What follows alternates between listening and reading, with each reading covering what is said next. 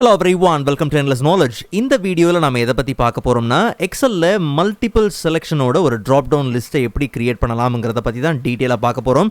So உங்களுக்கு இந்த வீடியோவில் உள்ள கண்டென்ட் எல்லாமே புரியுதுன்னா மறக்காமல் லைக் பண்ணுங்கள். அண்ட் அதை விட ரொம்ப முக்கியம், இதை பற்றி தெரியாதவங்களுக்கு கண்டிப்பாக ஷேர் பண்ணி விடுங்க. அண்ட் நீங்கள் இன்னுமே சேனலை சப்ஸ்கிரைப் பண்ணாமலே பார்த்துட்டு இருக்கீங்கன்னா மறக்காமல் சப்ஸ்கிரைப் பண்ணுங்கள். அண்ட் சப்ஸ்கிரைப் பண்ண கையோட பக்கத்தில் இருக்கக்கூடிய பெல் ஐக்கனை கிளிக் பண்ணி ஆல் நோட்டிஃபிகேஷன்ஸை மறக்காமல் எனேபிள் பண்ணிக்கோங்க.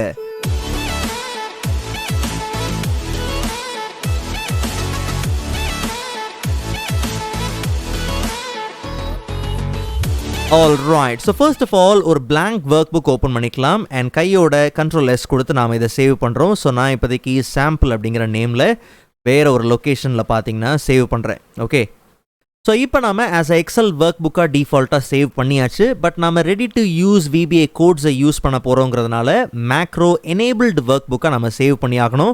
ஸோ ரொம்ப சிம்பிள், F12 அப்படிங்கிற ஷார்ட்கட் கீ ப்ரெஸ் பண்ணியோ இல்லை ஃபைலில் போயிட்டு சேவ் ஆஸ்குள்ளே போயிட்டு ஜஸ்ட் நாம் இன்னொரு வாட்டி சேவ் பண்ண போகிறோம். பட் ஃபார்மேட்டை இந்த வாட்டி Excel macro enabled workbook ஃபார்மேட்டில் நாம் இதை சேவ் பண்ணிக்கலாம். சரி, இப்போது ட்ராப் டவுன் லிஸ்ட்டுக்கு தேவையான டேட்டாஸ் எல்லாமே இருக்குது. ஸோ லிஸ்ட்டில் நமக்கு இதுதான் தேவை. ஓகே, ஸோ ஹெட்டரோட சேர்த்து செலக்ட் பண்ணி முதல்ல ஆஸ் அ டேபிளாக நம்ம இதை கன்வெர்ட் பண்ணிக்கலாம். ஸோ Ctrl+Tங்கிற ஷார்ட்கட் கீ யூஸ் பண்ணி ஆஸ் அ டேபிளாக நம்ம கன்வெர்ட் பண்ணிக்கலாம். அண்ட் பி காலமில் இந்த செல் ரேஞ்சில் தான் நமக்கு ட்ராப் டவுன் லிஸ்ட் தேவை. ஸோ Alt+AVVங்கிற ஷார்ட்கட் கீ யூஸ் பண்ணி டேட்டா வேலிடேஷனை லான்ச் பண்ணிக்கலாம். ஸோ அலோவ் எனி வேல்யூ இருக்குது, லிஸ்ட் எடுத்துக்கலாம். சோர்ஸில் இந்த வாட்டி நம்ம டைரெக்டாக ரெஃபரன்ஸை கொடுக்கறதுக்கு பதிலாக இன்டைரக்ட் ஃபங்க்ஷன் தான் யூஸ் பண்ண போகிறோம். ஸோ முதல்ல அதை வெளியில் யூஸ் பண்ணிவிட்டு டைரெக்டாக அந்த ஃபங்க்ஷனை இந்த ஃபார்முலாவை நம்ம காப்பி பண்ணி பேஸ்ட் பண்ணிக்கலாம். So equal to indirect function and reference text ஆர்குமெண்ட்டில் ஜஸ்ட் நம்மளுடைய ஐட்டம்ஸ் இருக்கக்கூடிய அந்த டேபிளை கம்ப்ளீட்டாக செலக்ட் பண்ணி ப்ராக்கெட்டை க்ளோஸ் பண்ணி என்ட்ரு கொடுத்தாச்சு.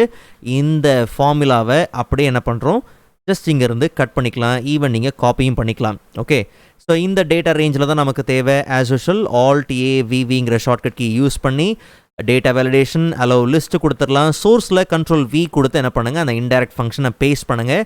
நல்லா கவனிங்க, ஜஸ்ட் ஓகே கொடுக்க வேண்டாம். அப்படி கொடுத்தோம்னா எரர் ஃபேஸ் பண்ணுவோம். அதுக்கு பதிலாக ப்ராக்கெட்டுக்குள்ளே அந்த டேபிள் 1 ஐட்டம்ஸ் இருக்கு இல்லையா, ஸோ இது ரெண்டுமே பார்த்தீங்கன்னா நமக்கு டபுள் கோட்குள்ளே பார்த்தீங்கன்னா வரணும். ஜஸ்ட் நம்ம ஓகே கொடுத்துடலாம். இப்போ நமக்கு ஒரு நல்ல ட்ராப் டவுன் லிஸ்ட்டு பார்த்தீங்கன்னா டிஃபால்ட்டான ஒரு ட்ராப் டவுன் லிஸ்ட் நமக்கு ரெடி. பட் இந்த டிஃபால்ட் ட்ராப் டவுன் லிஸ்ட்டில் மல்டிபிள் செலெக்ஷன் நம்ம பண்ண முடியாது. ஸோ அப்போ என்ன பண்ணலாம்னா ஒரு VBA கோடை நம்ம இன்சர்ட் பண்ணிக்கலாம். ஸோ நீங்கள் இந்த ரெடி டு யூஸ் VBA கோட்ஸை எடுத்து யூஸ் பண்ணுறதுக்கான அந்த வேர்ட் டாக்குமெண்ட்டோட கம்ப்ளீட் லிங்க் பார்த்தீங்கன்னா டவுன்லோட் பண்ணுற லிங்க் வீடியோட டிஸ்கிரிப்ஷனில் இருக்குது. அந்த லிங்க்கை யூஸ் பண்ணி நீங்கள் தாராளமாக ஃபைலை டவுன்லோட் பண்ணி அதில் இருக்கக்கூடிய VBA கோட்ஸை நீங்கள் யூஸ் பண்ணிக்கலாம். ஸோ ரொம்ப சிம்பிள், Alt+F11 கொடுத்து VBA எடிட்டர் பார்த்தீங்கன்னா ஓப்பன் பண்ணியாச்சு. ஷீட் 1 டபுள் கிளிக் பண்ணி ஓப்பன் பண்ணிக்கலாம். ஸோ காப்பி பண்ண VBA கோடை Ctrl+V கொடுத்து பேஸ்ட் பண்ணுறேன். பட் இங்கேயும் ஒரு சில விஷயங்கள் நம்ம தேவைக்கு ஏற்ற மாதிரி மாற்றிக்க முடியும். ஸோ அதை பொறுமையாக சொல்கிறேன்.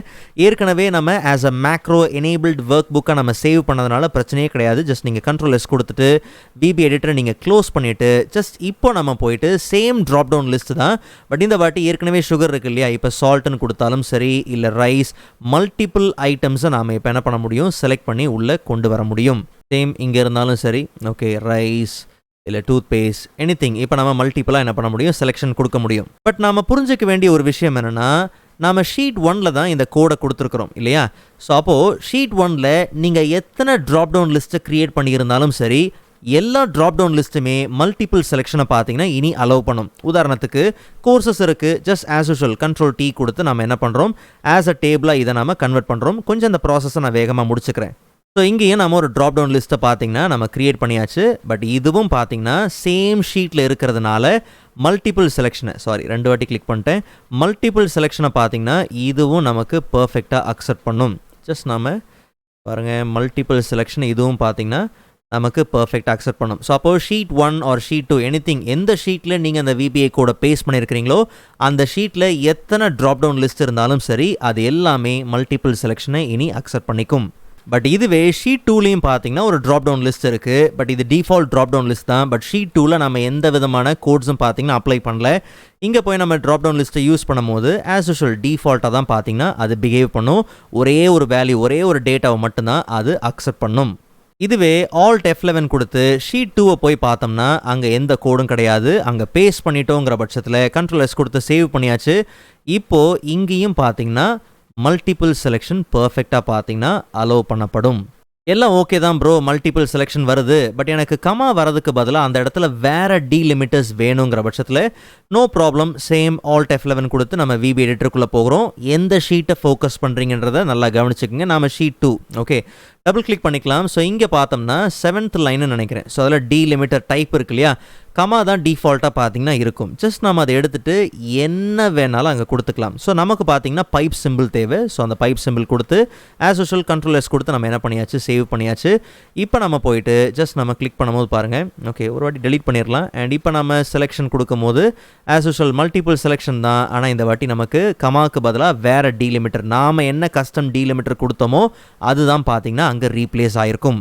இல்லை ஒவ்வொரு டேட்டாவும் அடுத்தடுத்த லைனில் வரணும், மல்டிபிள் செலெக்ஷன் அடுத்தடுத்த லைனில் வரணுங்கிற பட்சத்தில் நோ ப்ராப்ளம், சேம் ஜஸ்ட் நம்ம VB எடிட்டருக்குள்ளே போயிடலாம்.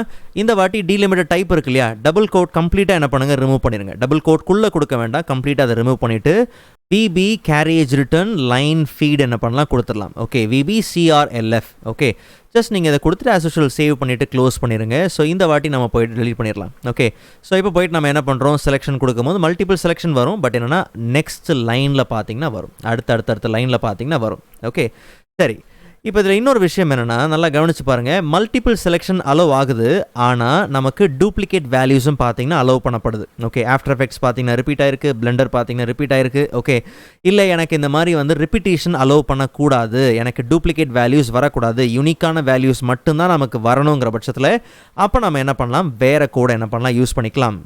சேம் இதை டெலிட் பண்ணிவிட்டு ஆல்ட் F11 கொடுத்து போயிடலாம். சேம் ஷீட் 2ல் தான் இருக்கிறோம். கண்ட்ரோல் A கொடுத்து அதை கம்ப்ளீட்டாக ரிமூவ் பண்ணிவிட்டு கண்ட்ரோல் V கொடுத்து காப்பி பண்ண அந்த ரெடி டு யூஸ் கோடை என்ன பண்ணுறேன், பேஸ்ட் பண்ணுறேன். ஓகே சேவ் பண்ணிக்கலாம்.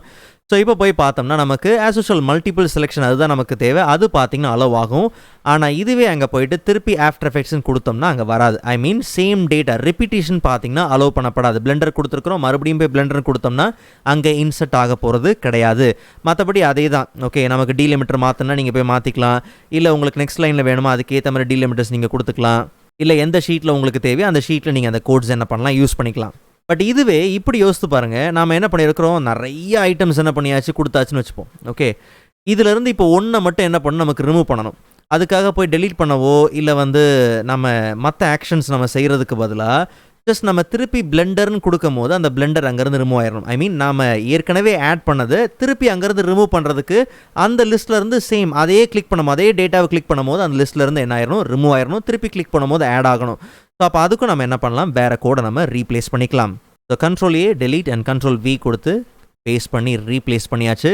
ஸோ இப்போ போயிட்டு பார்த்தோம்னா ஜஸ்ட் நம்ம ஃபில்மோராக கொடுக்குறோம் அண்ட் வந்து ஆஃப்டர் எஃபெக்ட்ஸ் கொடுக்குறோம், இல்லை ஆஃப்டர் எஃபெக்ட்ஸ் தேவையில்லை அப்படிங்கிற பட்சத்தில் திருப்பி அதே டேட்டாவை அதே ஆஃப்டர் எஃபெக்ட்ஸ் நம்ம கிளிக் பண்ணும்போது அங்கேருந்து அது பார்த்தீங்கன்னா பர்ஃபெக்டாக ரிமூவ் ஆயிரும். ஓகே உங்களுக்கு சேம் ஐட்டம்ஸ் அதாவது சேம் டேட்டா ரிப்பீட் ஆகணுமா, ஜஸ்ட் நீங்கள் என்ன பண்ணலாம், அதுக்கும் கோட் இருக்குது. இல்லை எனக்கு டூப்ளிகேட் வேல்யூஸே அலோவ் பண்ணக்கூடாதுன்னா யூனிக்கான வேல்யூஸ் மட்டும் தான் அலோவ் பண்ணணுங்கிற பட்சத்தில் அதுக்கும் நீங்கள் என்ன பண்ணலாம், கோடு யூஸ் பண்ணிக்கலாம். இல்லை எனக்கு வந்து ஜஸ்ட் உள்ளே இன்சர்ட் பண்ணதை திருப்பி ரிமூவ் பண்ணணும், பிகாஸ் உதாரணத்துக்கு ஒரு 10 லிஸ்ட்டில் வந்து 10 ஐட்டம்ஸை உள்ளே இன்சர்ட் பண்ணியிருக்கிறோன்னு வச்சுப்போம், அதுலேருந்து ஒன்றை மட்டும் ரிமூவ் பண்ணுங்கிறதுக்காக போய் டெலீட் பண்ண வேண்டிய அவசியம் இருக்காது. இப்படியும் நம்ம என்ன பண்ணலாம், கோட்ஸை ரீப்ளேஸ் பண்ணி நமக்கு தேவையான ரிசல்ட்டை நம்ம கெட் பண்ணிக்க முடியும். அண்ட் நான் ஆரம்பத்திலே சொன்ன மாதிரி இந்த ரெடி டு யூஸ் கோட்ஸ் எல்லாமே ஒரு வேர்ட் டாக்குமெண்ட் இருக்குது. அண்ட் இந்த டாக்குமெண்ட்டை நீங்கள் டவுன்லோட் பண்ணுறதுக்கான லிங்க் பார்த்தீங்கன்னா இந்த வீடியோட டிஸ்கிரிப்ஷனில் இருக்குது. ஓகே ஸோ கோட்ஸை இந்த மாதிரி பார்த்தீங்கன்னா கேட்டகரிவே செப்பரேட் பண்ணியிருக்கிறேன். ஓகே 3 செட் ஆஃப் கோட்ஸ் இருக்குது. ஜஸ்ட் நீங்கள் என்ன பண்ணுங்கள், எடுத்து யூஸ் பண்ணி பாருங்கள், உங்களுக்கு யூஸ்ஃபுல்லாக இருக்கும்னு நம்புகிறேன். ஸோ நெக்ஸ்ட் வீடியோவில் அதை விட இன்ட்ரெஸ்டிங்கான டாப்பிக்கை பார்க்கலாம். அதுவரை காத்திருங்கள்.